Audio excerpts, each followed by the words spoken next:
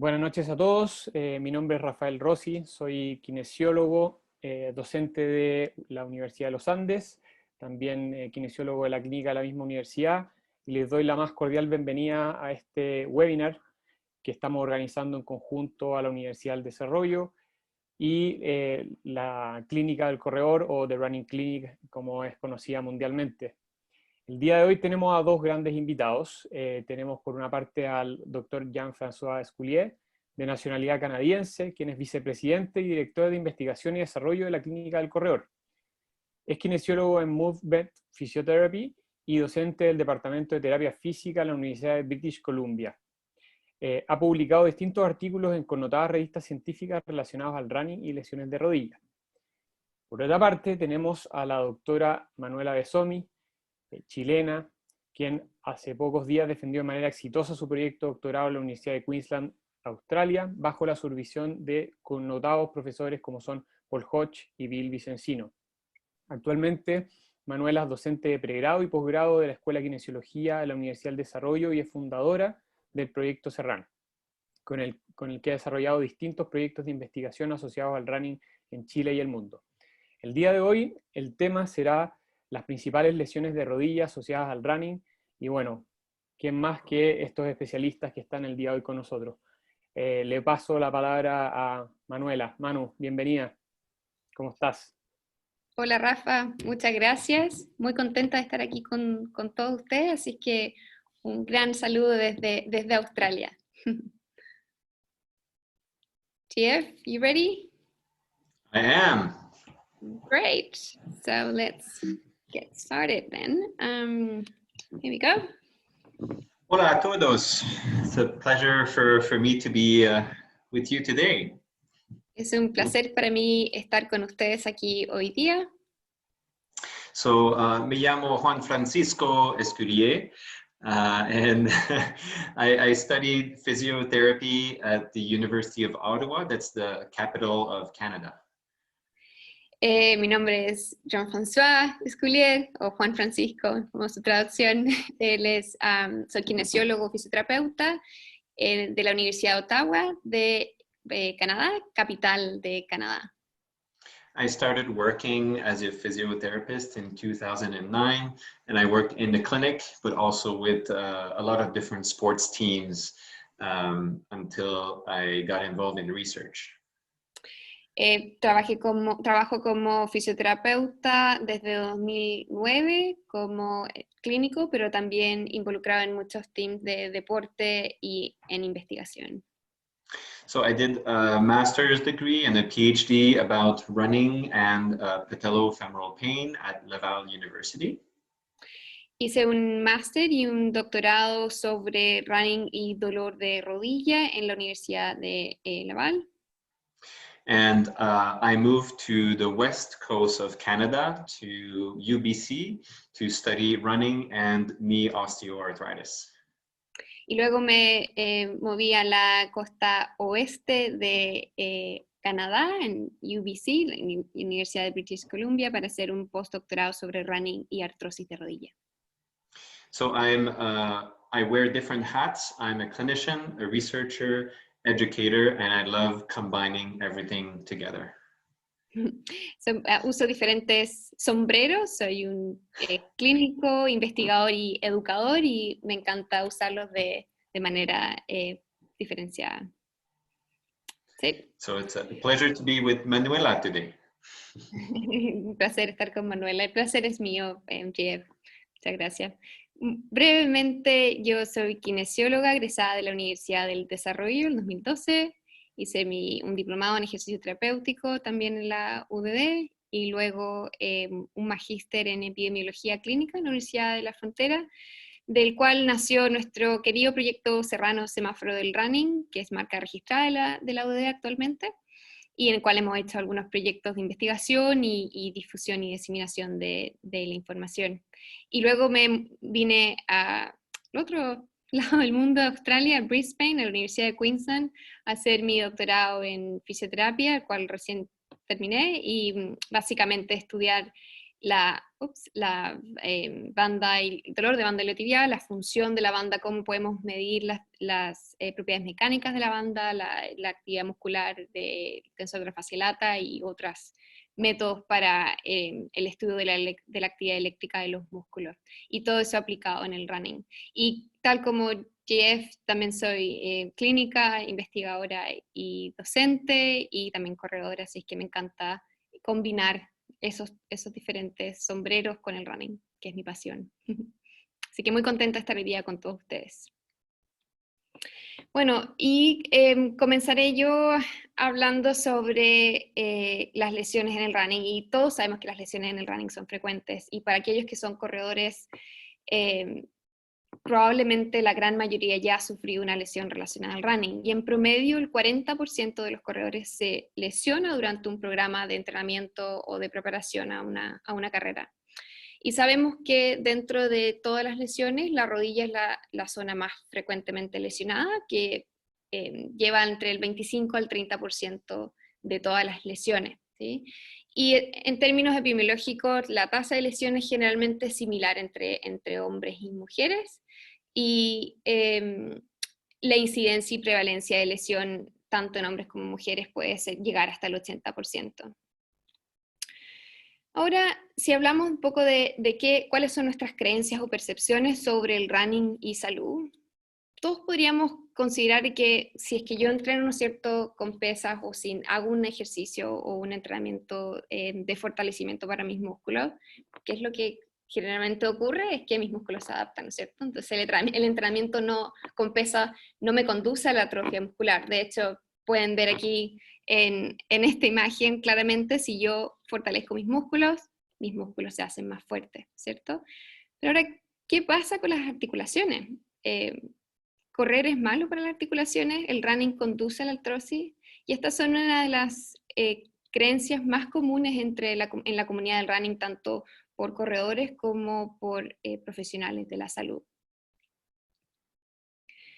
Estos gráficos muestran un estudio que se realizó el año pasado, liderado por Jeff Sculier. El manuscrito está en preparación, y nosotros participamos desde Chile en su versión en español.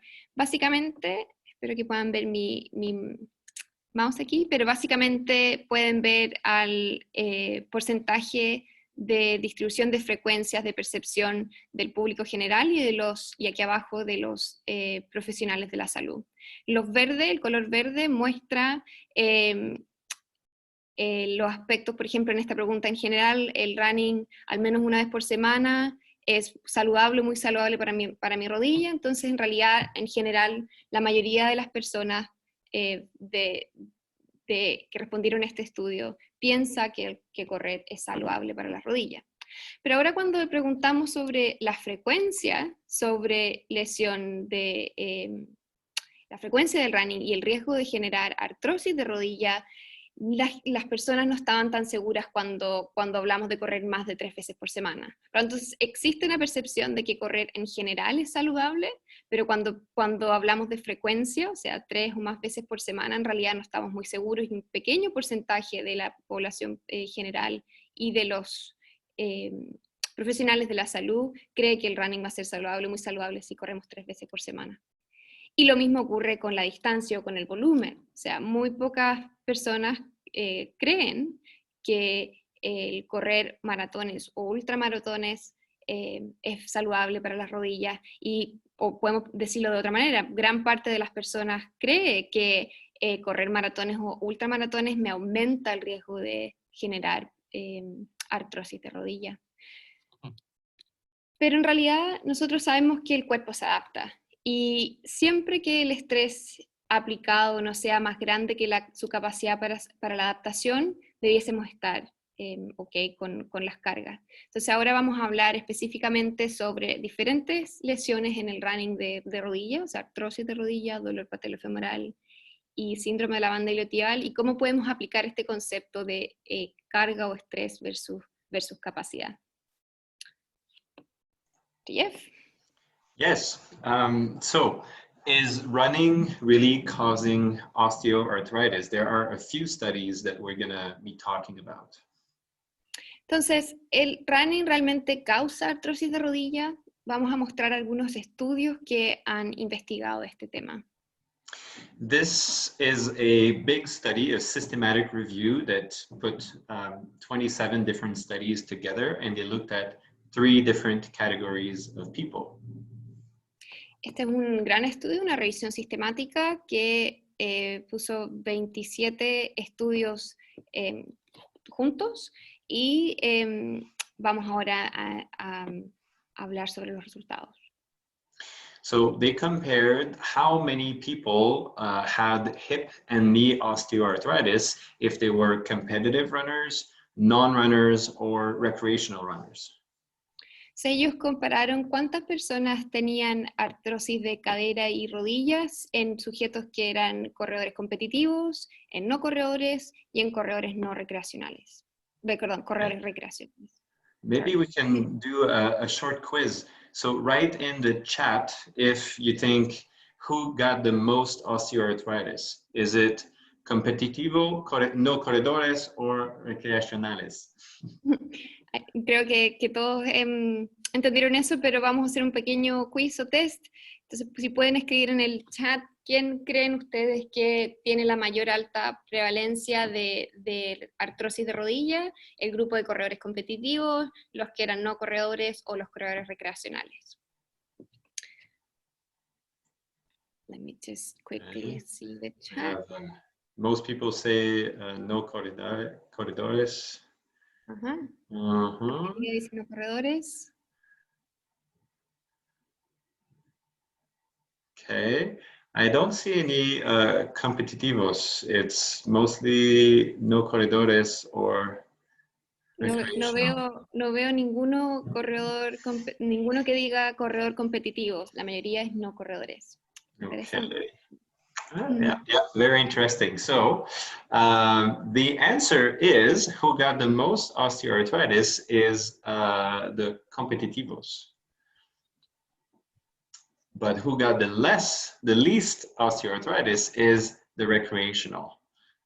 Entonces la respuesta es los que tienen la mayor tasa o prevalencia de artrosis de rodilla y cadera son los corredores competitivos, como pueden ver el número ahí 13.3%, pero los que tienen la menor prevalencia de artrosis de rodilla fueron aquellos clasificados como corredores recreacionales con un 3.5%.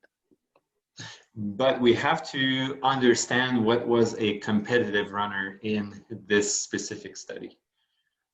Pero tenemos que entender qué es un corredor competitivo en este estudio en particular. It's a runner who is running at the international level, at the Olympics, at a European championship, or who is a professional runner getting paid to run. Es un corredor que está compitiendo a nivel internacional, competitivo, a nivel olímpico o de la Liga Europea, o que está siendo pagado para correr. So if you are running marathons and your goal is to go under, let's say, 3 hours on the marathon, you would technically count as recreational based on this study. Entonces, si tú eres un corredor de maratón y quieres correr bajo 3 horas, por ejemplo, técnicamente para este estudio estarías clasificado como un corredor recreacional. So basically, there seems to be maybe an optimal dosage of running that is going to lead to having less or more osteoarthritis, and you can click. Yeah. Entonces parece ser haber una dosis óptima de running o una dosis ideal que what was the last bit that you said? Sorry, missed that.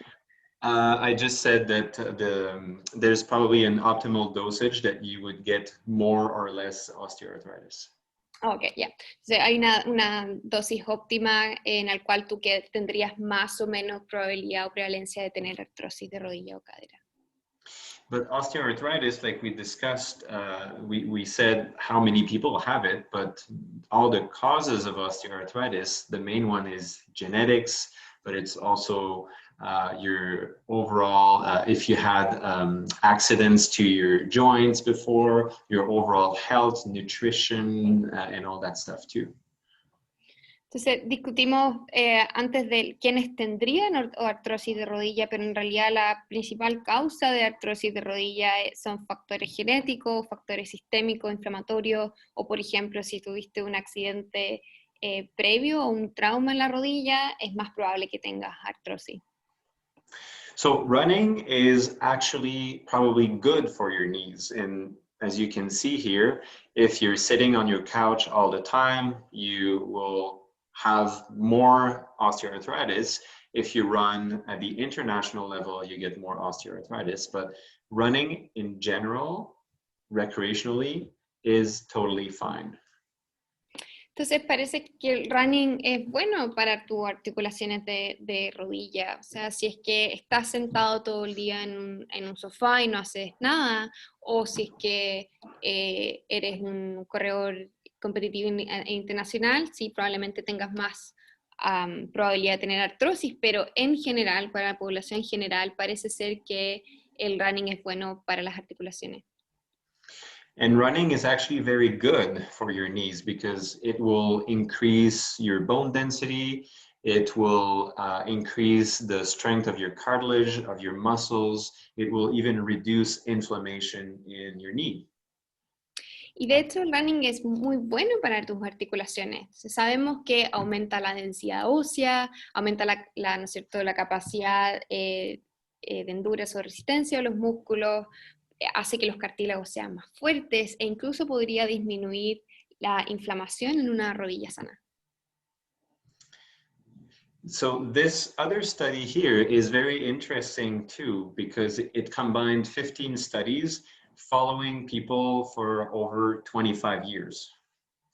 Este estudio aquí es muy interesante porque combinó 15 estudios en un seguimiento de más de 25 años. Their conclusion is, no es posible determinar el papel de correr en la artrosis de rodilla.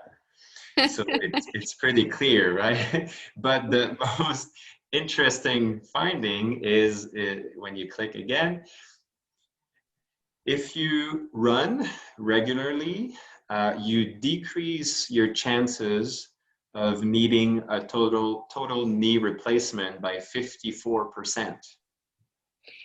El resultado aquí de esta revisión sistemática, metaanálisis, es bien claro. O sea, claro, no es posible determinar el papel de correr en la artrosis, pero lo que es aún más interesante es que parece ser que aquellos que corren tienen un 54% menos de probabilidad de necesitar una cirugía de reemplazo total de rodilla producto de la artrosis.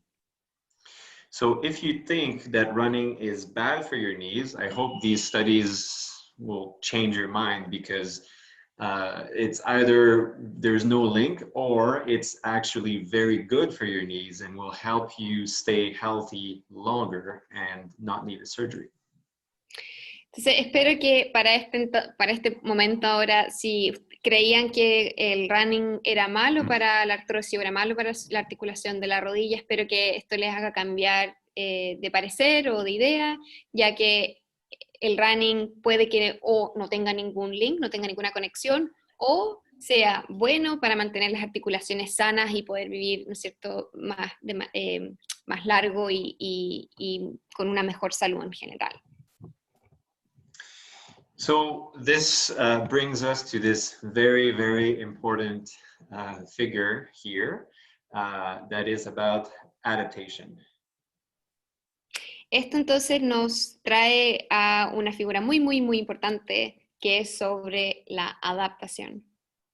If you want to make your muscles, your joints, your tendons stronger, you need to load your body. Si quieres hacer tus músculos, tendones, huesos, articulaciones más fuertes, necesitas cargar el cuerpo. So what you see, the blue line, the blue curve, is just how much stress you're applying on your body from like day after day. So, por ejemplo, la línea azul muestra cuánto el nivel de estrés que se está aplicando al cuerpo día tras día. And there's two thresholds, two lines that are important, the green one and the red one. Y hay dos umbrales o líneas que son importantes. Una es la verde y la otra es la roja.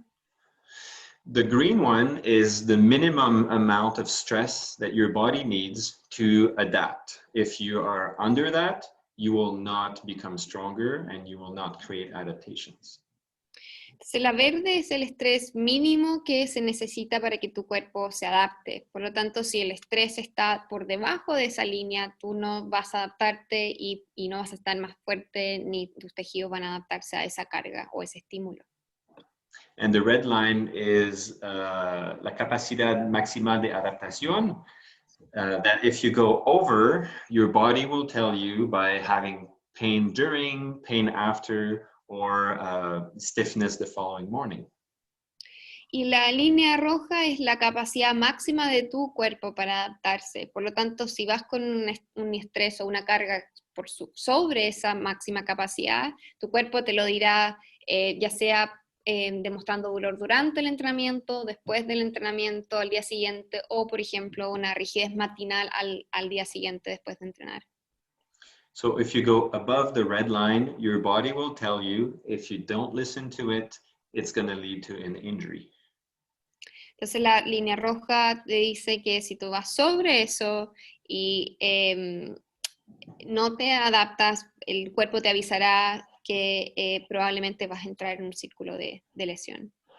So the key is really to stay between the green and the red line, and gradually your body will be able to tolerate more, and you will apparently help to maybe prevent osteoarthritis in your knees.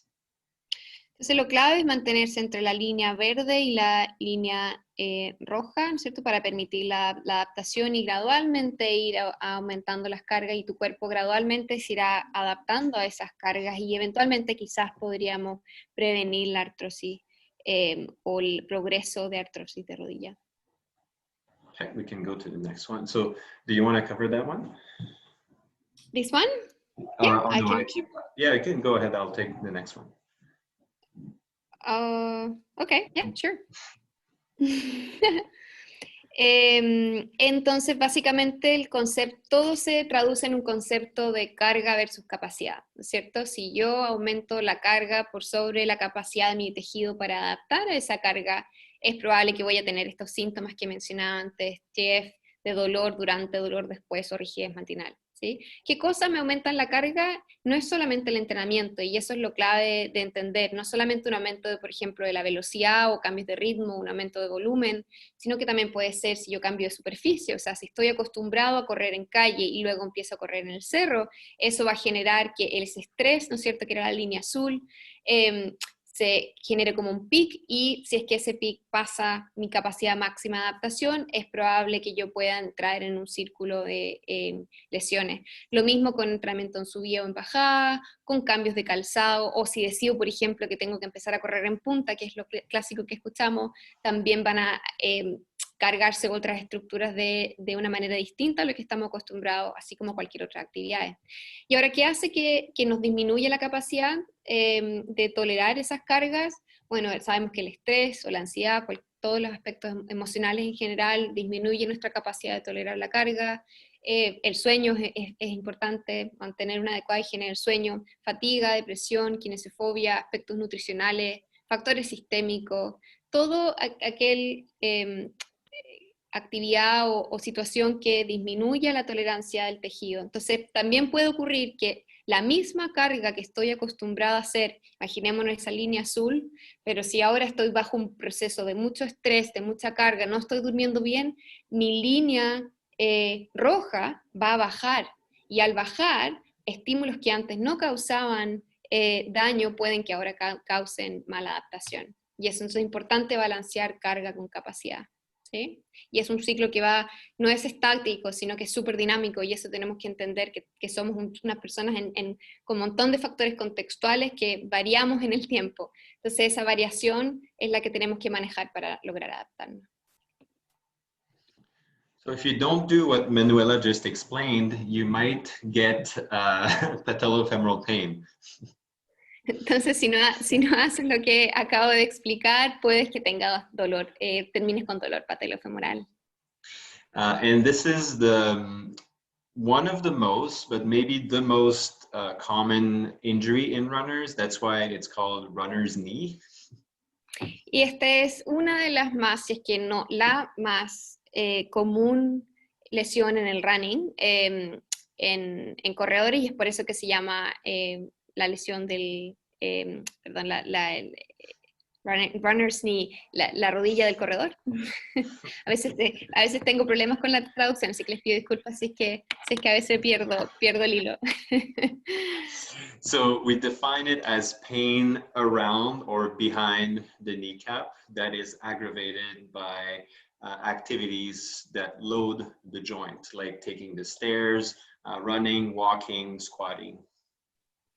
Como está aquí en pantalla, básicamente es un dolor alrededor o detrás de la patela o rótula que se ve agravado por actividades que cargan la articulación patelofemoral o de la patela durante actividades de carga de peso. Por ejemplo, las escaleras, hacer sentadillas, el mismo running o estar arrodillado o en cuclillas. And there are different structures that can explain the pain that people feel, but in runners specifically, there might be also a major component of overload behind the kneecap. Hay muchas estructuras que pueden explicar la aparición o la ocurrencia del dolor, pero en muchos corredores puede haber además una inflamación por detrás de la patela. So what we see here on these figures, on the right, you see where imaging can maybe identify the overload part just behind the kneecap. Entonces, en estas imágenes pueden ver que se puede identificar las sobrecargas atrás de la patela, y quiero solamente aclarar que antes él dijo sobrecarga, no inflamación, ¿okay? Para que no quede eso confuso. Right. And in some runners, there might be a bit of swelling in there. You cannot see it from the outside, but it's a bit of swelling between the two bones. And go ahead with that. En algunos corredores se puede ver como hinchazón o fluido, que es distinto a la inflamación, ¿cierto? Entonces se puede ver un poco de fluido entre los dos huesos, entre la patela y el fémur. So if you go running and you push through your pain, that's what the graph in the middle shows. You increase the swelling in the bone and you also increase the pain. Entonces, si vas a correr con una articulación que ya está irritada, lo que probablemente vas a hacer es aumentar aún más este fluido, tanto entre las ambas huesos o dentro del hueso, como se muestra en la figura superior. So the question is, what do we do to treat this? Entonces la pregunta es, ¿qué hacemos para tratar esta condición? Can go to the next one. Great. So this is the main study that I did for my PhD. Entonces este es el principal estudio que hice para mi doctorado. What we did is we had 69 runners with patellofemoral pain, and we compared 3 different physiotherapy or rehabilitation programs. Entonces lo que hicimos fue un ensayo clínico randomizado, teníamos 69 corredores con dolor patelofemoral y comparamos 3 programas de tratamiento de rehabilitación con kinesiología. So all 3 programs received education on how to change their training based on their symptoms. Entonces los 3 grupos tenían educación sobre cómo modificar el entrenamiento basado en los síntomas. The group number 1 only did that. The group number 2 also had an exercise program for their glutes and their thighs. And group 3, we also changed the way they run to reduce impact at their knee when they run. Entonces el primer grupo solamente tenía la educación, el grupo 2, además de la educación, tenía un programa de ejercicio, fortalecimiento enfocado en la musculatura glútea y del muslo, y el grupo 3 se le hizo una intervención para modificar el running o el patrón de carrera para disminuir las fuerzas de impacto en la articulación de rodilla. So here you have a bit more details on what we did. So the education part, especially on the left side. Aquí tienes un poco más de, se muestra un poco más de información sobre lo que hicimos. La educación se muestra en el lado izquierdo. And the main point that we did for education is to make sure that they were not all going over that red line that we just saw. Y lo que principalmente nos enfocamos en la educación fue que los corredores no fueran por sobre esa línea roja que les mostramos anteriormente. So that means we were telling them to not go over 2 out of 10 pain when they were running, and that pain had to go back to pre-running level within 1 hour after they were done, and no increase the following morning. Entonces lo que hicimos es que tenemos que mantener el nivel del dolor de 10, ¿no es cierto?, como intensidad durante el running, pero también tenía que el dolor volver a el nivel antes de correr, ¿cierto?, dentro de la primera hora después de haber terminado el entrenamiento, y también que no tenía que haber aumentos de los síntomas al día siguiente, como por ejemplo rigidez. Change. So, for example, if someone was running 3 times a week, 10 kilometers, we had them run more often, but less at a time. Entonces, por ejemplo, si una persona estaba corriendo 3 veces a la semana, pero con alto volumen, los dejábamos corriendo, la recomendación era correr menos volumen, pero más veces a la semana. And we also told them to run a little bit slower and to avoid downhill running. Y nosotros también les pedimos que corrieran un poco más despacio, o sea, el ritmo del paso un poco más bajo, y que evitaran entrenamientos o corridas en bajada, o sea, que corrieran en plano. So I'd like to do another quiz before we show the next slide. Almost. Quiz. Almost. Okay, Sorry. quiz. Which group was the most efficient? Group 1, education only, Group 2, education plus exercises, or Group 3, education plus gait retraining? Entonces, un pequeño quiz de nuevo. ¿Qué grupo fue más eficiente en la reducción de los dolores y síntomas? ¿El grupo 1 de solo educación, grupo 2, educación más programa de ejercicio, grupo 3, educación más reentrenamiento de la carrera o del patrón de carrera? ¿Qué dice el chat? Chat says mostly 2s and 3s. No one is saying number 1. Oh, that's too sad. Okay, yeah, it's 2 and 3 for Yep. everyone. Okay, Right. so I have a little bit of a surprise for you. All 3 groups improved just the same. Tengo una sorpresa para ustedes. Los 3 grupos mejoraron de igual manera. So what you see here is just 4 different measurements that we took for their symptoms. So pain during running, worse pain, usual pain, their function, and at each time point up to 5 months after they started, they all improved just the same. I will try to remember that. Lo que pueden ver aquí son diferentes mediciones que tomamos, ¿no es cierto?, sobre el dolor y los síntomas. Entonces el dolor durante el running, el peor dolor, ¿no es cierto?, y el dolor creo que era el promedio, y también unas mediciones de funcionalidad para los 3 grupos en los diferentes tiempos de medición que fueron hasta los 5 meses. Entonces, en los 5 meses ustedes pueden ver ahí al final que todos los grupos llegaron como al mismo nivel, por lo tanto todos mejoraron o su síntoma de dolor o su funcionalidad. Okay, so if you switch, so it doesn't mean that exercises are not good or gait modifications are not good. It just means that we need to prioritize how we do things in runners with patellofemoral pain. Entonces, no significa que el ejercicio de fortalecimiento no es bueno o que las modificaciones del patrón de carrera no es bueno, pero sí tenemos que cambiar nuestras prioridades a la hora de tratar corredores con dolor patellofemoral. So number 1 should be education or changing your training program to make sure you don't go over the red line and you adapt gradually.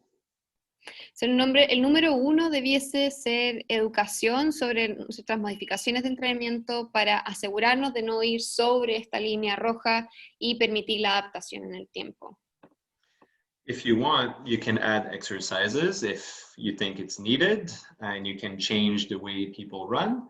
And you can also address non-mechanical factors like sleep and recovery and all of that. Si quieres, también se pueden agregar ejercicios de fortalecimiento o modificaciones de la manera en que la gente, los corredores corren, ¿no es cierto?, el patrón de carrera, o también agregar el abordaje de factores no mecánicos como el sueño y eso. And there's one thing that we don't have time to cover here, but just a teaser for people. Don't get shoes with more cushioning, because more cushioning increases the impact on your knee. So it's not a good idea.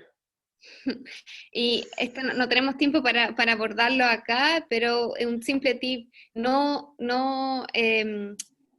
cambien sus zapatillas a unas con más amortiguación, porque lo único que hace la mayor amortiguación es aumentar la carga de la rodilla, a lo contrario que generalmente tendemos a pensar. Así es que no hagan tal. Yeah, we can do another webinar on shoes another time. I think that would be nice. Sí, podemos hacer un webinar sobre zapatillas a otro tiempo, porque es todo un tema por sí solo. Ok, that's me.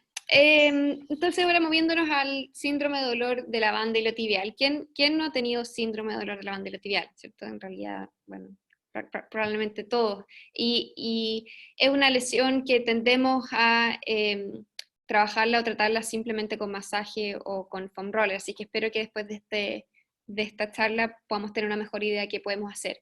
Considerando todo lo que ya habló Jeff sobre el manejo de la carga versus la capacidad, voy a simplemente mencionar algunas cosas extra para esta condición en particular. ¿Okay? Primero, brevemente comentarles que la causa no la sabemos muy bien. En un principio se creía que era producto de fricción de la banda en el cóndilo femoral lateral, o sea, fricción de la banda contra el hueso, pero en realidad futuros estudios en cadáver demostraron que en realidad no es posible mover la banda de un lado a otro, ya que la banda está firmemente insertada en diferentes estructuras de la rodilla, el fémur, la patela, la tibia y otras estructuras faciales. Se cree que quizás es un mecanismo de compresión, o sea, aquí en la imagen pueden ver, aquí está el hueso, y esta es la banda iliotibial, y entre medio hay una sustancia que es adiposa, ¿no es cierto?, que es altamente inervada y irrigada. Se cree que cuando la tensión de la banda iliotibial aumenta, con movimientos que aumentan, ¿cierto?, su tensión, se comprime esta estructura adiposa y se irrita. Pero también sabemos que la banda a veces genera, o corredores con dolor de la banda iliotibial a veces no presentan un mecanismo o un patrón tan mecánico, por lo tanto no estamos tan seguros por qué ocurre, ¿sí? Pero estas son las teorías. Básicamente es definido como un dolor lateral de la rodilla y que ocurre en los primeros 20-30 grados de flexión. Generalmente ocurre en las personas que aumentan muy rápido el volumen de entrenamiento, sobre todo en sujetos o personas novatas, mujeres, o en grupos de ya más alto entrenamiento que corren en cerro, o sea, trail running, y que su principal o una de las componentes importantes del entrenamiento es correr en bajada. Entonces, que al correr en bajada básicamente aumento las fuerzas de impacto en la rodilla y aumento la necesidad de generar tensión de la banda iliotibial. Solamente como un tip entretenido, este estudio se hizo el 2015, donde estudiaron la fase lata del chimpancé y la compararon con la banda iliotibial del ser humano, o sea, esta es el chimpancé, esta es la banda iliotibial del ser humano, y usando modelos biomecánicos y matemáticos, estimaron que la banda iliotibial humana almacena de 15 a 20 veces más energía elástica por unidad de masa corporal y zancada que la fase lata del chimpancé durante la marcha. ¿Sí? Y los autores sugieren que quizás nuestra banda iliotibial evolucionó anatómicamente para permitirnos correr y desplazarnos largas distancias, como por ejemplo para comer. Entonces, la banda, no solamente como generalmente se piensa, no es solamente una estructura pasiva que permite la restricción del movimiento o limitación del movimiento a nivel de la pelvis o cadera y a nivel de la rodilla, ciertas rotaciones o movimientos en el plano frontal, pero también se encarga, así como un elástico tipo tendón, de almacenar energía elástica y poder liberarla, la cual podría ser relevante a la hora de la eficiencia en el running o la economía en el running. Solo un pequeño detalle, que también es una creencia muy común en el mundo del running: nosotros no somos capaces de cambiar la longitud de la banda iliotibial con estiramientos o masaje. Y los estudios hemos demostrado que para cambiar un 1% la longitud de la banda iliotibial se necesita alrededor de 9.000 newtons de fuerza para poder cambiar un solo por ciento. Y la capacidad humana, es decir, el masajista, ¿no es cierto?, el terapeuta manual, generalmente no alcanza ni los 80 o 100 newtons de fuerza. Por lo tanto, fisiológicamente hablando, no es posible aumentar la longitud o estirarla. Por lo tanto, todos los ejercicios que vemos, ¿no es cierto?, de cómo podemos elongar la banda iliotibial o el foam roller en la banda iliotibial, no cumplen la función, o no es posible fisiológicamente que en realidad rompamos adherencias o que cambiemos longitud. Es físicamente imposible. Y si ahora pensamos también en el posible mecanismo de compresión que les hablé más arriba, tampoco tiene mucho sentido que ni estiremos ni pongamos más compresión en el tejido, porque lo único que vamos a hacer es irritarlo aún más. ¿Okay? Entonces, ahora, ¿qué podemos hacer con la banda iliotibial si es que no podemos estirarle y no podemos usar foam roller? Entonces, como les dije antes, considerando lo mismo que habló Jeff en relación al manejo de la carga, ¿cierto?, y permitir la adaptación y no irnos sobre esa línea roja, hay 3 conceptos importantes que debemos tener en cuenta al momento de correr. El running por sí mismo es una actividad que genera hartas cargas máximas, ¿cierto? La carga en el nivel de la rodilla, o articulación del tobillo, etcétera, puede llegar hasta 4 a 8 veces el peso corporal. Es una actividad que genera altos niveles de almacenamiento de energía y liberación de energía, particularmente en tejidos conectivos como la banda iliotibial o en los tendones. Por lo tanto, esta capacidad elástica que tiene también es importante considerarlo. Y el running, además, al ser una actividad repetitiva, genera, ¿no es cierto?, acumulación de carga en el tiempo.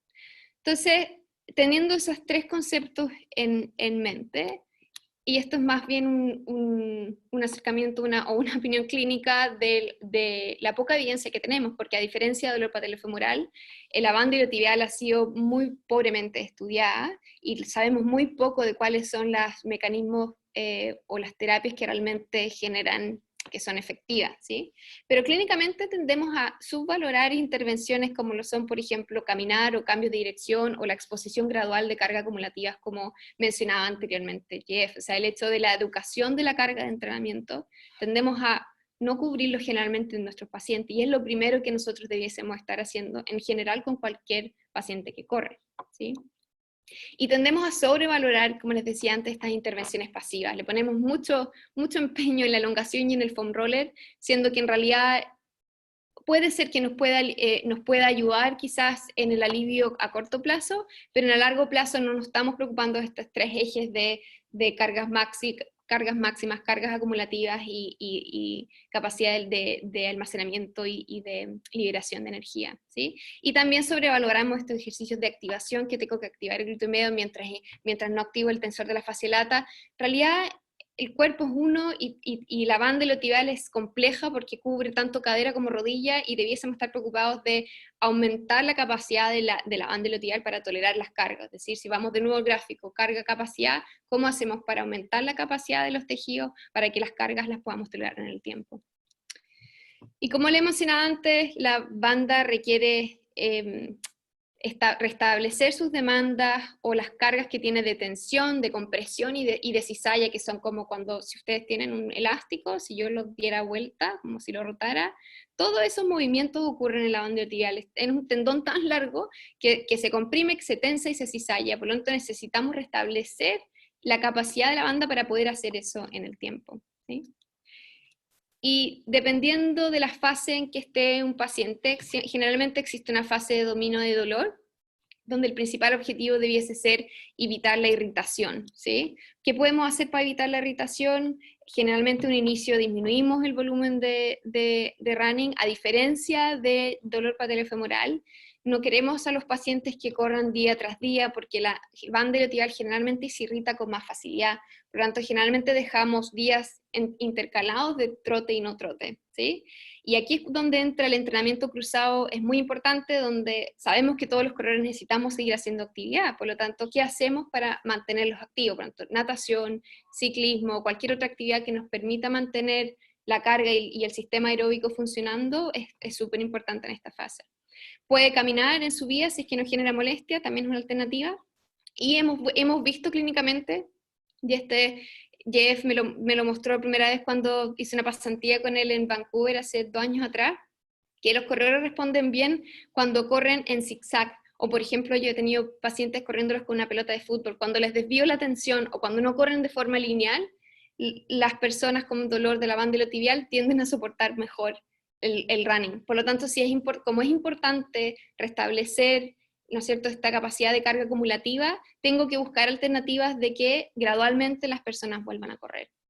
Y en términos de ejercicio, puedo partir con ejercicios isométricos o dinámicos que involucren la cadera y la rodilla para construir esta tolerancia a la compresión, ¿sí? Pero luego cuando ya entro en una fase de carga donde necesito restablecer la capacidad, el foco ya es distinto, por lo tanto puedo empezar a aumentar las cargas de running y puedo combinar caminar con correr. Y aquí es cuando yo digo que muchas veces los corredores y yo también cuando he estado lesionada, uno subvalora la importancia de la caminata y queremos ir a correr inmediatamente. Pero combinar la caminata con el running y gradualmente disminuir el tiempo que pasamos caminando para luego aumentar el volumen del running es una estrategia que funciona generalmente. Empiezo a disminuir el entrenamiento cruzado, puedo disminuir también el hecho de correr en zigzag o en pelota o con una pelota de fútbol mientras aumento el volumen de running. Y puedo aquí empezar a generar algunas modificaciones del patrón de carrera, si es que creo que es importante, ¿sí?, que me pueden mejorar la sustentabilidad o la capacidad de tolerar las cargas en el tiempo. Y finalmente restablezco la capacidad de la persona de correr en bajado, que es donde más se aumenta la carga en la rodilla. Y en términos de ejercicio, el foco debiese ser en principio ejercicios de alta carga y baja velocidad que carguen la articulación y que aumenten la capacidad de generar fuerza de esos músculos, ¿cierto? Squats, por ejemplo, las estocadas o deadlift, todos esos ejercicios pueden ser buenos para la banda iliotibial.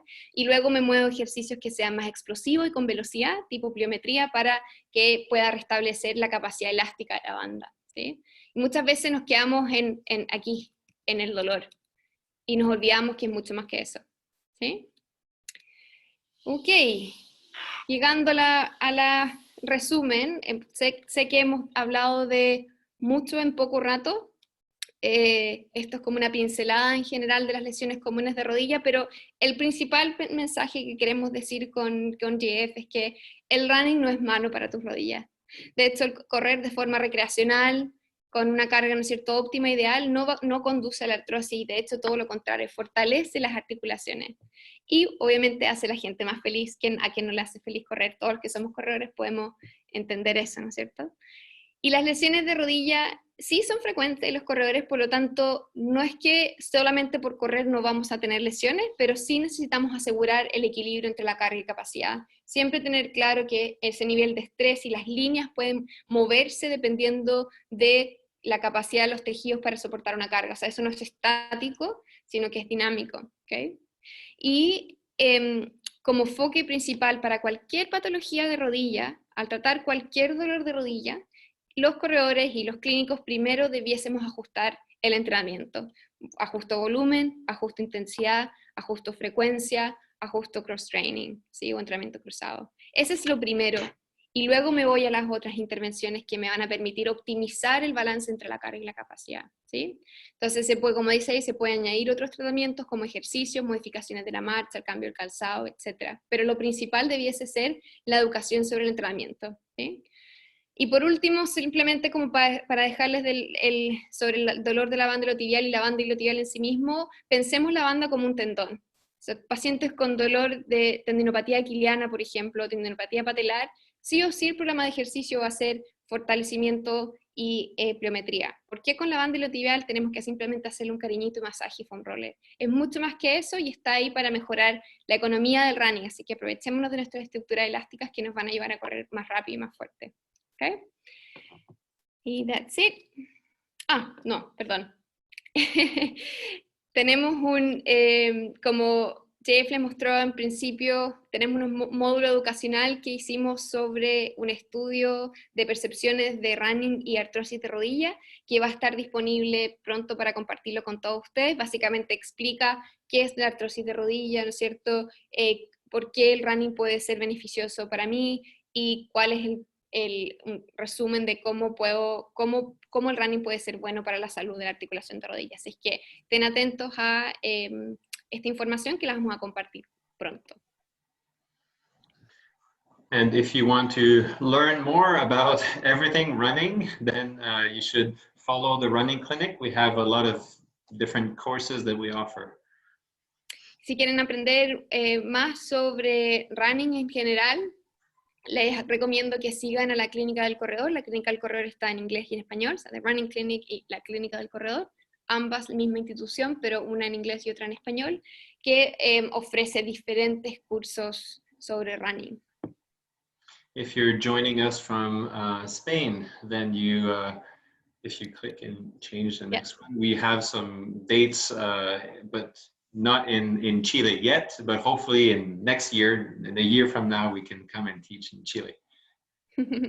Y si nos están escuchando desde España, tenemos algunos cursos presenciales que van a ocurrir entre mayo y julio para que lo tengan considerado. Y ojalá que en Chile podamos estar lanzando algún curso o formación el próximo año. So if you want all the information, you want to learn about new research, follow us and go on our website, follow our social media. We post about new studies on running all the time. Si quieren conocer más de lo que hacemos, síganos en las redes sociales y en nuestra página web. Yo voy a agregar ahí también que Serran.chile es nuestra red social del proyecto Serran que tenemos en Chile, así es que para que nos sigan, además, para saber todas las cosas que estamos organizando en conjunto con la Clínica del Corredor en España. And to finish, I would like to say gracias to Rafael, gracias to Evelyn at Universidad de los Andes and Universidad del Desarrollo too for hosting this event. And I hope that you enjoyed the presentation. Finalmente quisiera dar las gracias a Rafael, Evelyn, a la Universidad de los Andes y Universidad del Desarrollo por tenernos hoy día en este webinar y espero que hayan disfrutado la presentación. Y lo mismo para mí, espero que hayan disfrutado y estamos abiertos ahora a preguntas si es que hay desde la audiencia. Muchas gracias, Manu. Thanks a lot, Jeff. That has been really awesome. Grandes presentaciones, muy claro todo, muy claro los conceptos, temas actuales, polémicos y con la exposición de ustedes, la verdad que queda mucho más claro todo. Hay muchas preguntas. Manu, las voy haciendo en español y tú me vas ayudando. Sí. De repente la pueden ir respondiendo entre los dos, si quieres tú. Sí, ahí vamos viendo. problema. Entonces, me quedo dando vuelta una pregunta que es en base a una pequeña polémica que lanzó ahí Jeff, que tiene toda la razón, en relación a el uso de zapatillas con mucha amortiguación, ¿sabes? Muchas veces las maximalistas, que se usan para evitar lesiones de rodilla. Entonces, él dice como la tendencia mundial es que aumente la amortiguación. ¿Cuál es la causa del por qué estas no son muy beneficiosas para la rodilla? Esa es la primera pregunta. Okay. I think, Jeff, you got that question, didn't you? I think I got most of it, but just to make sure, yeah. Yeah, so the question is, it's very polemic that we tend to think that when we use maximalist shoes, that will tend to protect our knees, right? But why is it that you said that we shouldn't be wearing maximalist shoes? And what is the mechanism behind that increase in load at the knee joint? Okay, great question. First, before you change your shoes, make sure that you don't make a big change all of a sudden. You need to adapt to a new shoe that has less cushioning or more cushioning. Buena pregunta. Primero, que antes de que cambies cualquier zapatilla, solo asegúrate de que no sea un gran cambio tanto a maximalista o minimalista, porque el cuerpo necesita tiempo para adaptarse. So there is a lot of studies on the topic, and what they show is that if you have more cushioning under your foot, you cannot feel the ground as well, and because of that, you will change the way you run and land harder. You will not feel it because of the cushioning under your foot, but you'll have more impact on your knee and on your hip. Hay muchos estudios sobre este tema y básicamente lo que ocurre es que cuando tenemos más amortiguación bajo el pie, ¿no es cierto?, y bajo el talón, lo que ocurre es que tendemos a no sentir la carga, por lo tanto caemos con el pie con mucho más impacto, ¿no es cierto?, porque no lo sentimos en nuestro pie, por lo tanto aumenta la carga a nivel de la rodilla y la cadera. Y I'm just going to add that it decreases the load at the ankle and foot. Yes. So yeah, okay. Y básicamente lo que ocurre no es que la carga se disipa y solamente se mueve hacia arriba, sino que además baja la carga a nivel del tobillo y el pie, por lo tanto el tendón de Aquiles y el pie en general, pero se distribuye hacia arriba. ¿Sí? So different shoes load different areas differently, basically. Diferentes zapatillas cargan diferentes estructuras de manera diferente. We should have a webinar on shoes next time. Yeah, I agree. That would be great. Lots of questions on that. Yeah. Great idea. Segunda pregunta, que ya la han hecho en un par de personas, que está muy interesante. Considerando el factor protector que representa el correr sobre la osteoartrosis de rodilla, ¿cómo afecta la superficie en que un deportista corre? ¿Este efecto protector se modifica? So, considering the protective factor effect of running on the knee OA, how does the surface where you run changes the protective factor of running itself? So does it change or does it impact or what happens? Mm-hmm. Yeah. We don't know that. There's no, well, the studies that we have, they say that you're not more at risk of injury if you run on the street or if you run on grass, right? So start with that. No lo sabemos, pero algunos estudios dicen que en realidad no hay más riesgo de que si tú corres en la calle, ¿cierto?, en asfalto o en el pasto. You can adapt to any structure that you run on, and based on the studies that say that it's protective, my suspicion is that most of these runners are actually running on the streets. Sorry, I lost that. So you said that you can adapt. You can adapt to pre-measuring surface. Yeah. Entonces básicamente dice que puedes adaptar a cualquier superficie, pero él sospecha que en la mayoría de estos estudios la gran mayoría de los corredores corre en asfalto o en cemento. Excelente. Bueno, nos movemos a la siguiente pregunta que también me gustó mucho, que la hizo María Jesús. Ella pregunta, ¿qué método, escala o parámetro usan ustedes para medir la carga en los corredores o, bueno, también los pacientes? Okay, so that's a very good question. The question is, what parameter or outcome do we use to measure load in runners and patients? Do you want to take it? I can go and you can add if you want. Yo lo que básicamente uso es una combinación de, obviamente el volumen, la carga externa, pero también la carga interna. Y ahí muchas veces, como clínicos y como corredores, tendemos a subvalorar la importancia de cómo respondemos a esta carga externa. Por lo tanto, la carga interna puede estar afectada por la capacidad, ¿no es cierto?, de tu tejido de adaptarse. Entonces, si dormimos mal, si estamos comiendo mal, ¿cómo vamos a responder a un estímulo? Va a ser diferente. Por lo tanto, la manera que yo siempre pregunto es volumen, intensidad y respuesta al ejercicio, que puede ser con percepción de esfuerzo al ejercicio, percepción de esfuerzo, percepción subjetiva del esfuerzo, que puede ser una escala Borg, ¿no es cierto? Como una escala Borg que puedes evaluar cómo responde al entrenamiento. Y también hay algunas escalas que son como el wellness, que es una escala que es muy general, pero evalúa ciertos componentes como el estado anímico, la calidad del sueño, tu emoción, tu irritabilidad. Son 5 preguntas que la puedo poner después ahí la escala en el chat, que también habla de cómo las personas responden o el corredor responde al entrenamiento. Entonces, para resumir, básicamente, el volumen es importante, pero la carga interna, cómo respondemos a ese entrenamiento es también muy relevante. Muchas veces los dejamos de lado. Do you want something you just said, like internal load and external load, it's equally important, yeah. Y hay un par de artículos, hay un par de artículos muy buenos de Max Paquet y Chris Napier en ese grupo que habla de estos conceptos de carga interna y carga externa, así que les recomiendo. Creo que está en la JOSPT, creo que el año pasado o antepasado publicado, y les recomiendo mirar esos artículos que describen cómo medimos la carga en nuestros pacientes, cómo lo hacemos clínicamente sin tener todas estas cosas muy fancy, ¿sí? Excelente, Manu. Muchas gracias por esos conceptos. Otra pregunta para ti, Manu.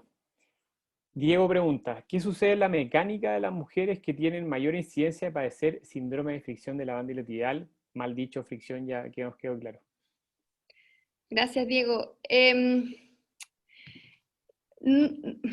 Hay algunos estudios que sugieren que las mujeres tienen más probabilidad, ¿no es cierto?, de tener dolor de la banda iliotibial, pero no sabemos necesariamente que sea por la mecánica. La teoría que hay detrás es que las mujeres con pelvis más grande, lo que podría ocurrir mecánicamente es que cada vez que corremos, ¿no es cierto?, la pelvis tiene que tener un poco de este movimiento, pero al tener la pelvis más grande, el centro de masa se desplaza hacia el lateral. Por lo tanto, si yo no tengo músculos fuertes y piernas fuertes para permitir ese desplazamiento, puede que genere un mayor, que le llamamos torque, ¿no es cierto?, de rotación, y genere mayor tensión en la banda iliotibial y por lo tanto más probabilidad de compresión. Pero en realidad no lo sabemos, y también hemos visto que mujeres con caderas súper anchas no se lesionan la banda iliotibial. Por lo tanto, no hay una relación realmente directa entre la mecánica o no lo sabemos todavía, entre la mecánica y la probabilidad de lesionarse la banda iliotibial. Hay muy pocos estudios. Un estudio prospectivo que solo evaluó 18 mujeres, y solo mujeres,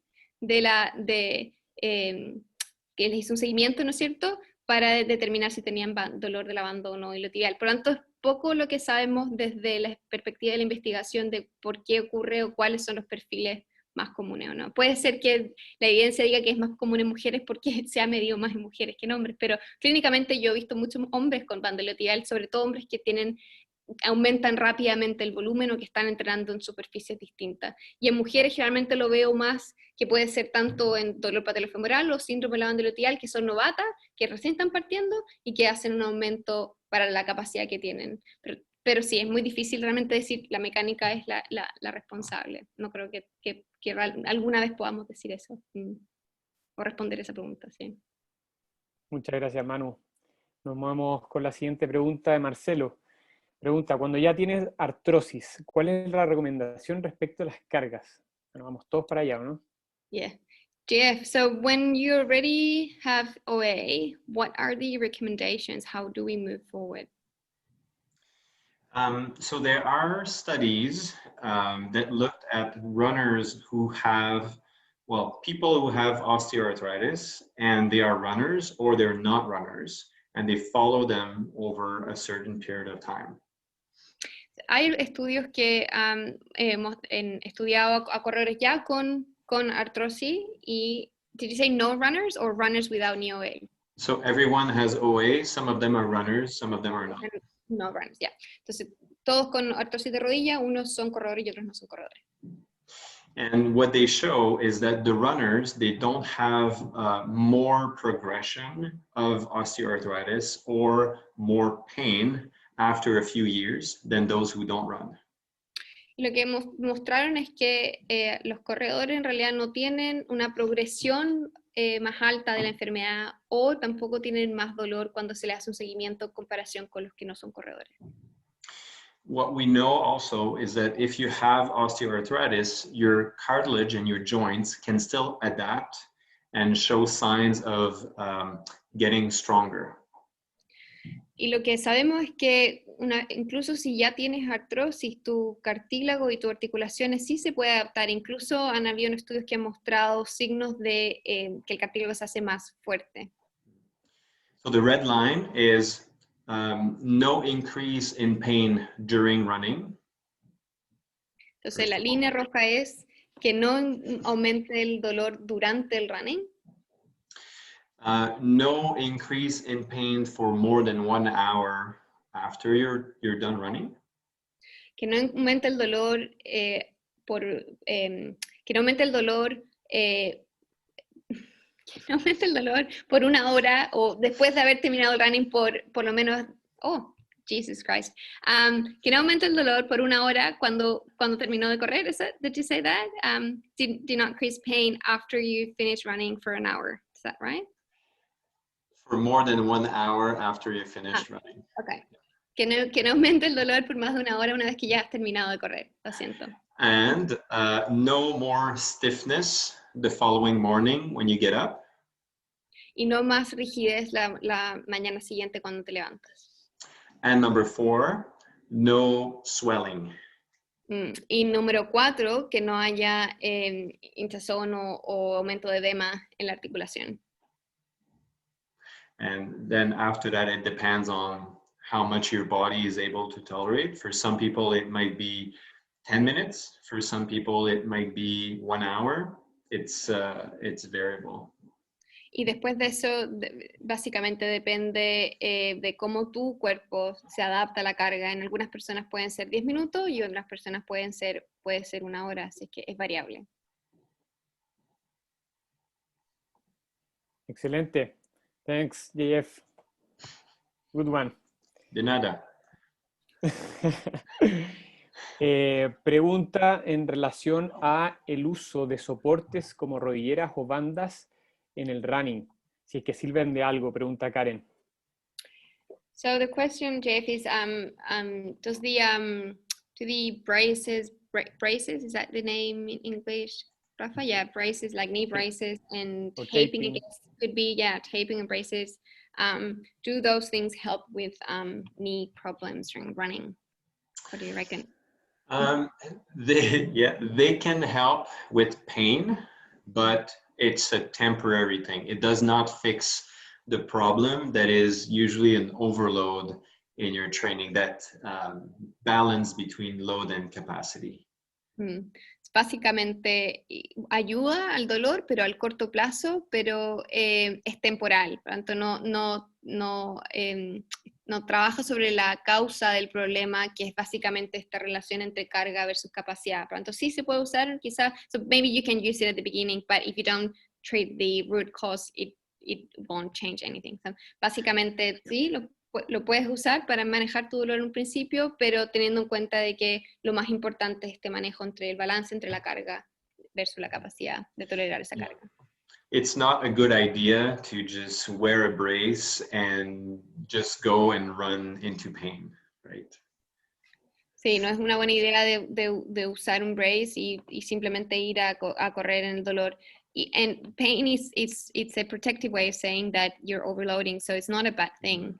Básicamente el dolor simplemente le está avisando de que estamos sobreusando las articulaciones o las estructuras, así que no es algo necesariamente malo y tampoco tenemos que evitar como obviarlo.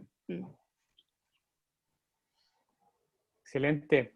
Están saliendo algunas preguntas en relación a menisco, ya la está echando de menos.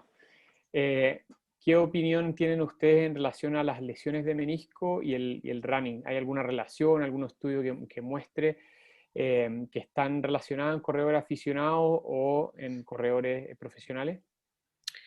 So, Jeff, what about meniscus injuries? Are there studies that show that meniscus injuries are related to running?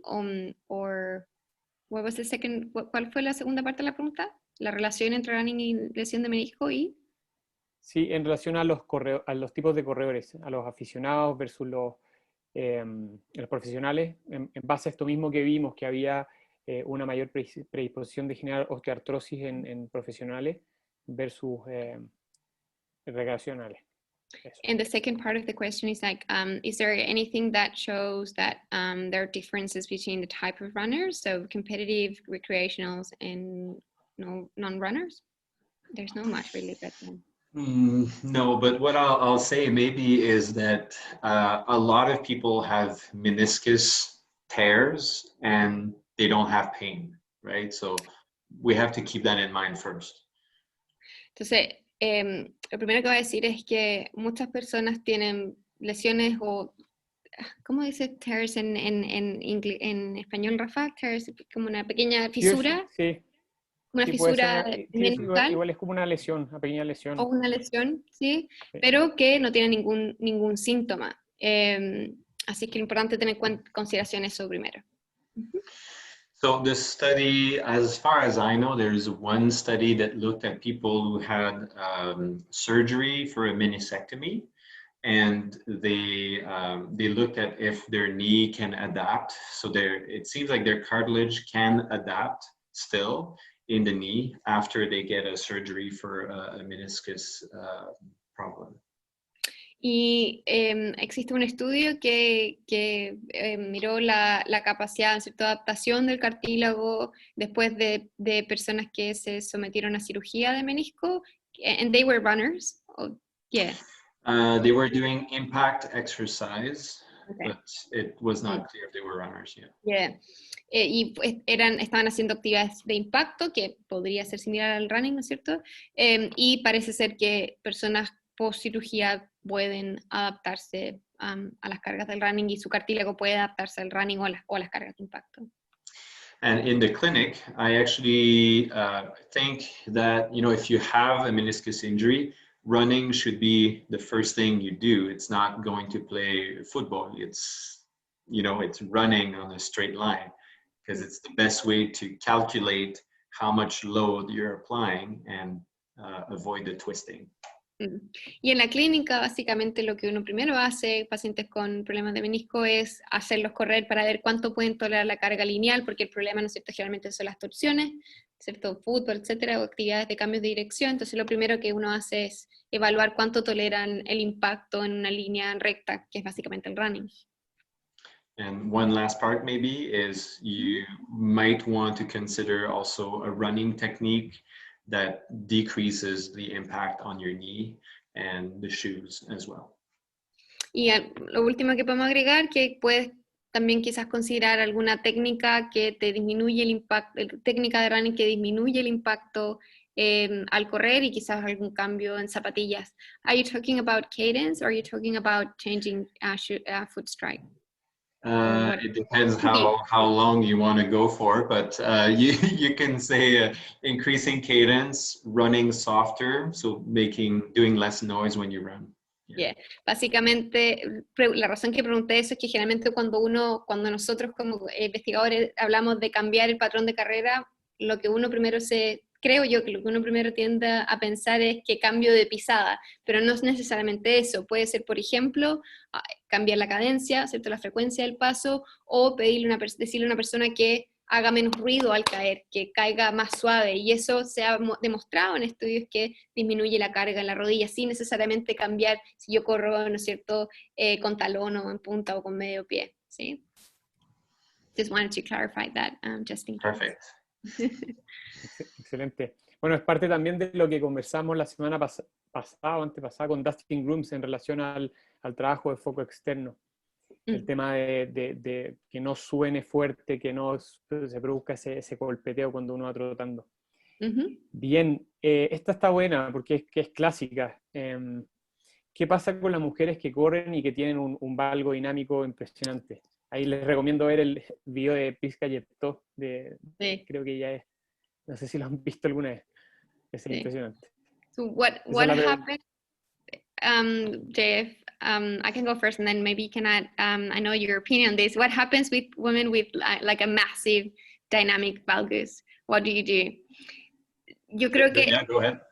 Yeah, yo creo que la primera pregunta es si es que esa persona siempre ha corrido así, esa estructura siempre ha sido así, el tema probablemente no es la estructura. Y eso es una de las cosas que siempre vemos, ¿no es cierto?, en la clínica, que la gente cree que que porque tengo la rodilla chueca, que estoy más corto, que estoy más largo, eso me está causando el problema. Y en realidad, si yo siempre he tenido esa estructura, es poco probable que sea esa la causa, es más probable que sea esa estructura en un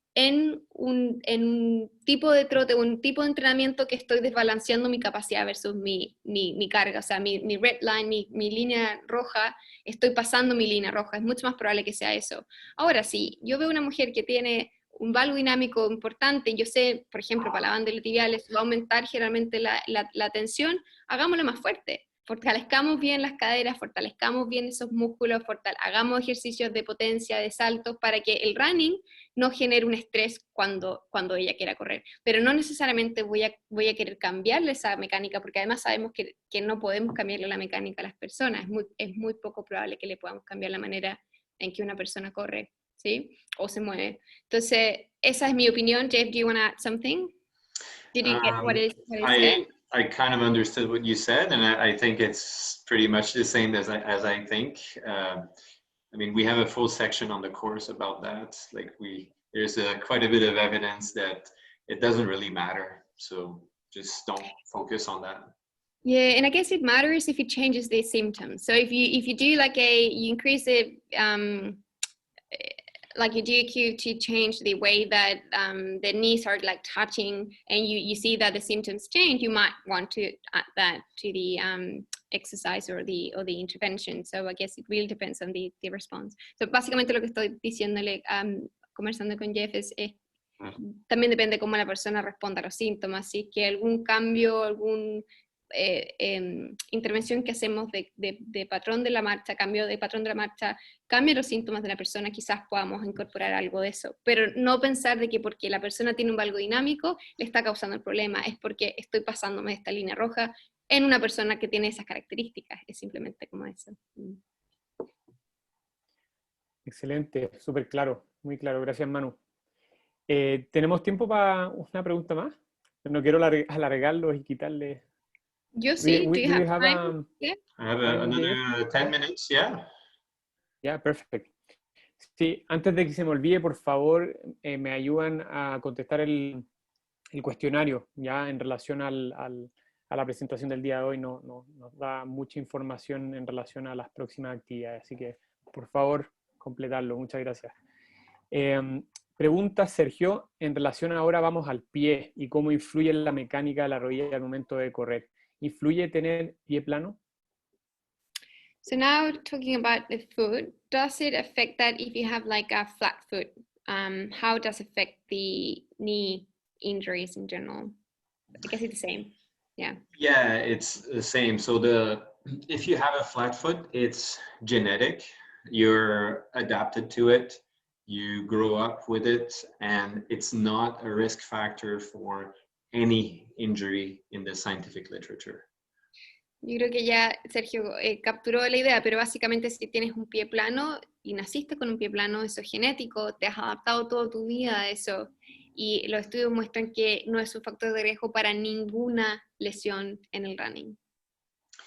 There's countries, parts of the world where most people have flat feet, and they're not more injured than other countries where people have less flat feet, right? We tend to associate it as not normal for some genetics, but it's totally fine. It's like having a big nose and a small nose. We both would be like super injured with our básicamente lo que dice es que hay personas en otros países con pie plano y no se ha visto que esas personas tienen más prevalencia de lesión que personas que viven en otro país con no pie plano, y tendemos a pensar que es un mecanismo causal que causa una lesión, pero en realidad no es el caso. Es como tener una nariz grande. Yo le digo que los dos somos medio narigonas, así que es como que si los dos tuviéramos más probabilidad de lesión simplemente por tener una nariz grande. ¿Otra pregunta? Mira, acá para ti, Manu, de Oscar Valencia, profesor acá de la escuela. En relación con la banda iliotibial, ¿existe evidencia del comportamiento mioeléctrico producto de la fatiga, pensando en carreras de 10K, 21K, etcétera? Solo para clarificar con Oscar, mioeléctrico se refiere al de los músculos, o tensor de la fascia lata y glúteo medio, no de la Yo banda, creo me que imagino. yo creo que se refiere a los músculos que están como No. colindantes a la banda. Sí, yo parte de mi doctorado hice 2 revisiones sistemáticas, uno para entender cuál es el rol del tensor de la fascia lata en patologías musculoesqueléticas, y solo 2 estudios investigaron el, la relación entre diferencias electromiográficas del tensor de la fascia lata en personas con y sin dolor de la banda iliotibial. Lamentablemente, el problema de los estudios que existen actualmente día con electromiografía es que muchos no siguen las recomendaciones, o muchos tienen problemas metodológicos que no nos permiten interpretar los datos, o sea, la manera en que se normaliza la señal o la manera en que los métodos son aplicados dificulta un poco interpretarlo. Pero uno de esos estudios investigó si la fatiga generaba cambios en la amplitud de la señal, y básicamente los investigadores no encontraron diferencia en la actividad eléctrica del tensor de la fascia lata después de un trote que generaba fatiga. Ahora, que podemos entrar más en detalle, qué es fatiga, fatiga central, fatiga periférica, pero eso ya es otra historia.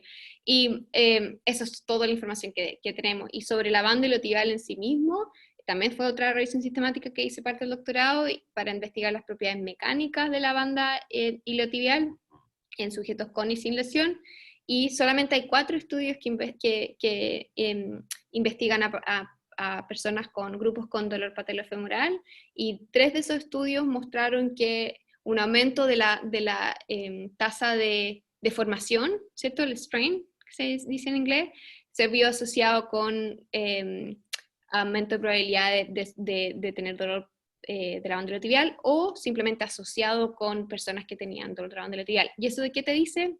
Que probablemente personas que no están acostumbradas a esta estiramiento, ¿cierto? Tensión, compresión, tienen más probabilidades de tener dolor de la banda iliotibial, pero tenemos muy poca evidencia para poder responder una pregunta tan específica como esa, sí.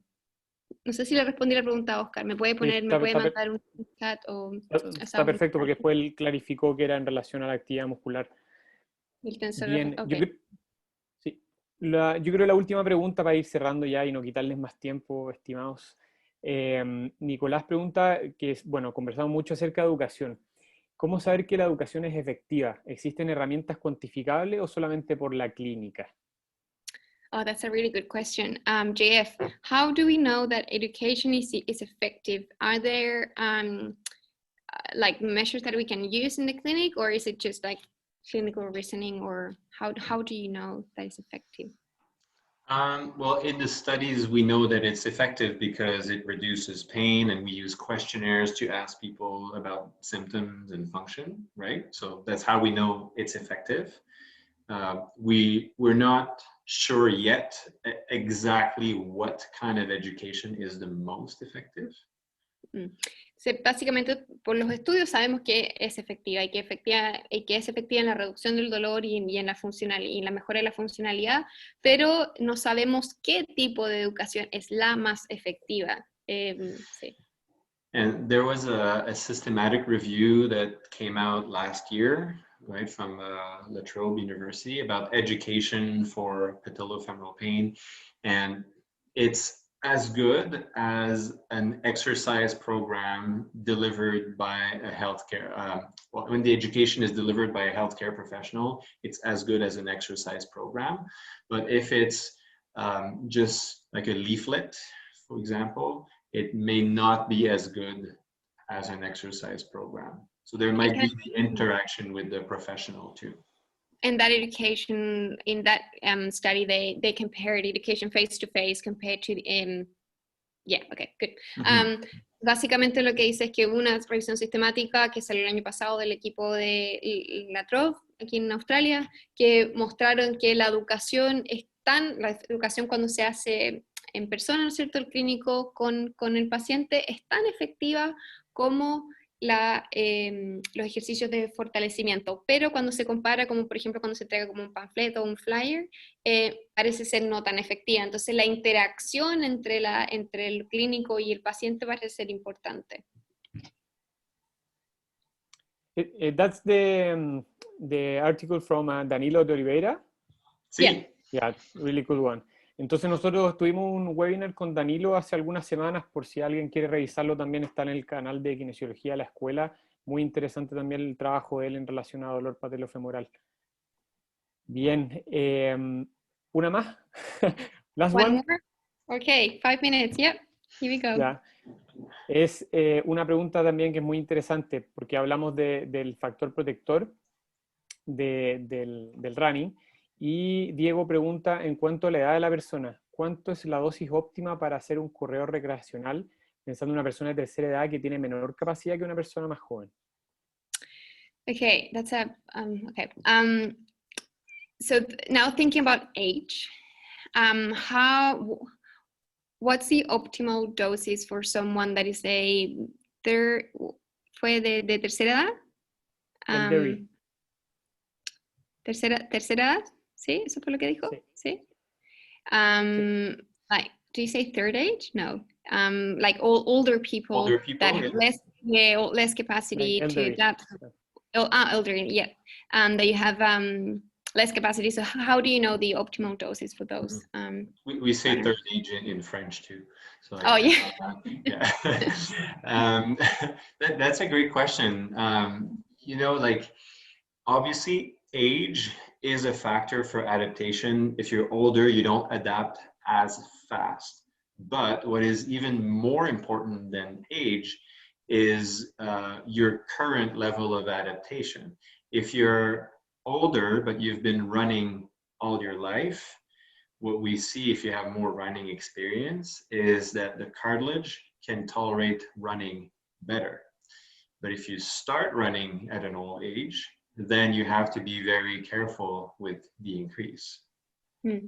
Básicamente, una muy buena pregunta, y básicamente sí, la edad es un factor importante y sabemos que con la edad nos recuperamos más lento o menos rápido, si es que somos más jóvenes, ¿cierto? Y más que la edad, lo más importante es entender o conocer cuál es el nivel previo de experiencia, por ejemplo, en el running que tiene esa persona. Entonces, si esa persona mayor, ¿no es cierto?, tiene alta experiencia en el running en el pasado, sabemos que la tolerancia del cartílago a la nueva carga o al running va a ser mejor o más rápido, versus que si una persona que no tiene experiencia en el running empieza a correr a edad más avanzada, probablemente necesitamos ser un poco más cuidadosos en cómo vamos aumentando la carga, pero el mensaje es básicamente todos podemos adaptarnos, depende de tu propia, ¿no es cierto?, capacidad de adaptación y de la respuesta que tengamos a la carga, sí. I've seen runners and patients who, you know, they're 70 years old and they run faster than me and they run 3 times as much as I do and they're totally fine. Sí, dice que he visto pacientes que tienen 70 años y que corren mucho más rápido que él y 3 veces más que él y están completamente ok. Sí. Excelente. Bueno, solamente me queda agradecer, Manu. JF, thank you very much for this incredible webinar. It's been awesome. Hemos aprendido mucho. We have learned really a lot. So we hope having new experience with you. Esperamos tener nuevas experiencias con ellos. Los dos son instructores de la Clínica del Corredor.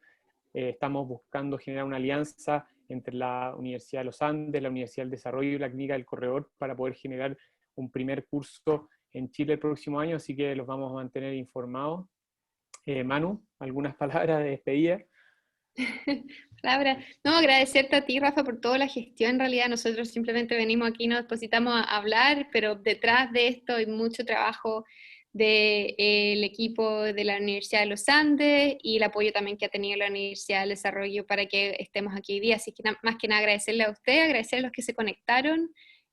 No sé si, Rafa, vamos a poder ver los comentarios, las preguntas después, ¿es posible? ¿No? Sí, voy a pedir que manden después por interno a ustedes la pregunta. De curiosidad. Lo que sí, este webinar va a quedar grabado para que puedan acceder después. También la Manu va a tener a disposición este webinar para que lo puedan volver a revisar. Así que eso.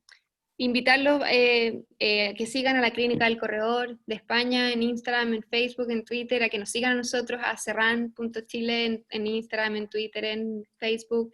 Publicamos un montón de información, queremos conectar con la comunidad nuestro objetivo, como decía Jeff al principio, tenemos muchos sombreros y somos los dos corredores y clínicos, investigadores, y queremos estar en contacto siempre, así es que invitados a que participen. Excelente. Sí, yo sigo hace un buen tiempo ya los estudios que hace la Manu y son muy interesantes, muy completos. Yo creo que no existen estudios de running tan grandes como lo que ha hecho ella, así que nada, Manu, felicitaciones por tu trabajo, por tu doctorado, tremendo aporte acá a Chile. So, and JF also, thank you a lot for all your support to us, to the clinics with your work in knee injuries related to running and everything else you work. So Yeah, thank thanks, you very Jeff. much. It's been my pleasure being with you today y espero verlos próximamente.